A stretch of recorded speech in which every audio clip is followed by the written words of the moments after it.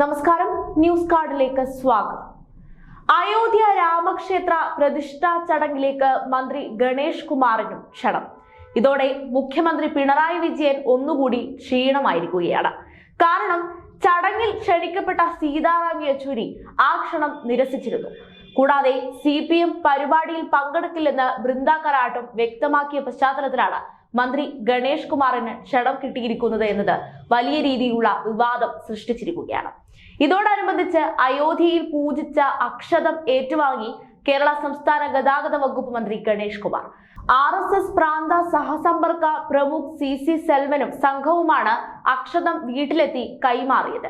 അയോധ്യയിലെ രാമക്ഷേത്രത്തിന്റെ പ്രതിഷ്ഠാ ചടങ്ങിൽ CPM പങ്കെടുക്കില്ലെന്ന് നേരത്തെ തന്നെ നിലപാട് വ്യക്തമാക്കിയതാണ്. ആ തീരുമാനത്തിനാണ് ഇപ്പോൾ തിരിച്ചടി ലഭിച്ചിരിക്കുന്നത്. മതവിശ്വാസങ്ങളെ CPM ബഹുമാനിക്കുന്നുണ്ട്. എന്നാൽ മതചടങ്ങുകൾ രാഷ്ട്രീയത്തിനായി ഉപയോഗിക്കുന്നത് അംഗീകരിക്കാനാവില്ല. ഇത് ശരിയായ നടപടിയല്ല. അയോധ്യയിലെ പ്രതിഷ്ഠാ ചടങ്ങിൽ CPM പങ്കെടുക്കാനാവില്ലെന്നായിരുന്നു ബൃന്ദ കരാട്ട് വ്യക്തമാക്കിയത്. അയോധ്യയിൽ പ്രാണപ്രതിഷ്ഠ നടക്കുന്നതിന്റെ ഭാഗമായി പ്രാണപ്രതിഷ്ഠ മഹാസമ്പർക്ക പരിപാടി നടത്തി വരികയാണ് RSSും BJPയും. ഇതിന്റെ ഭാഗമായാണ് സംഘടനാ നേതാക്കൾ ഗണേഷ് കുമാറിനെ സന്ദർശിച്ചത്. LDF മന്ത്രിസഭയിൽ മന്ത്രിയായി ചുമതലയേറ്റെടുത്തതിന് തൊട്ടു പിന്നാലെയാണ് ഗണേഷ് കുമാർ ഈ സന്ദർശനം അനുവദിച്ചതും അക്ഷതം ഏറ്റുവാങ്ങിയതുമെന്നത് ചർച്ചയായിട്ടുണ്ട്. സംസ്ഥാനത്ത് രാമക്ഷേത്ര ഉദ്ഘാടനവുമായി ബന്ധപ്പെട്ട പരിപാടികളിൽ നിന്ന് CPM നേതാക്കളും അണികളും അകന്നു നിൽക്കുന്നുണ്ട്. അക്ഷതവും രാമക്ഷേത്രത്തിന്റെ ചിത്രവും നൽകിയാണ് മന്ത്രിയെ അയോധ്യയിലേക്ക് ക്ഷണിച്ചത്.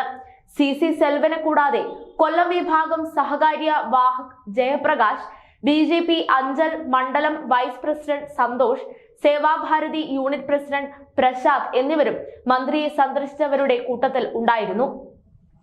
വാളകത്തെ വീട്ടിലെത്തിയാണ് ചടങ്ങിന് ക്ഷണിച്ചത്. മന്ത്രിയുടെ അനുവാദം മുൻകൂട്ടി വാങ്ങിയ ശേഷമാണ് സന്ദർശനം നടത്തിയതെന്ന് നേതാക്കൾ വ്യക്തമാക്കുന്നു.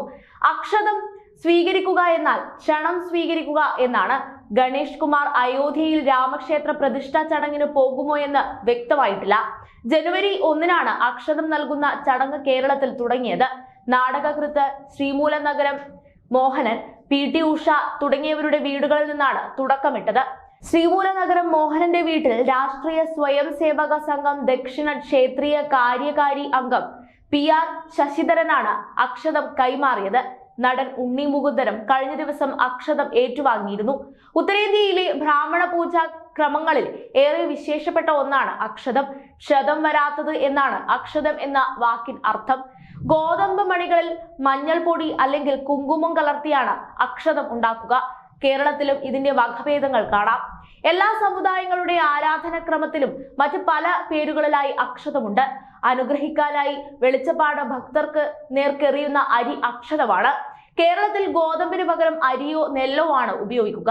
അതേസമയം സോണിയാഗാന്ധി അടക്കമുള്ള നേതാക്കൾക്ക് പുറമെ NCP അധ്യക്ഷൻ ശരത് പവാറിനും ചടങ്ങിലേക്ക് ക്ഷണം ലഭിച്ചിട്ടുണ്ട്. എല്ലാ പാർട്ടി അധ്യക്ഷന്മാരെയും ചടങ്ങിലേക്ക് ക്ഷേത്ര ട്രസ്റ്റ് ക്ഷണിച്ചിട്ടുണ്ട്. ചടങ്ങിൽ സോണിയാഗാന്ധിയോ പ്രതിനിധി സംഘമോ പങ്കെടുക്കുമെന്നാണ് കോൺഗ്രസ് അറിയിച്ചിരിക്കുന്നത്.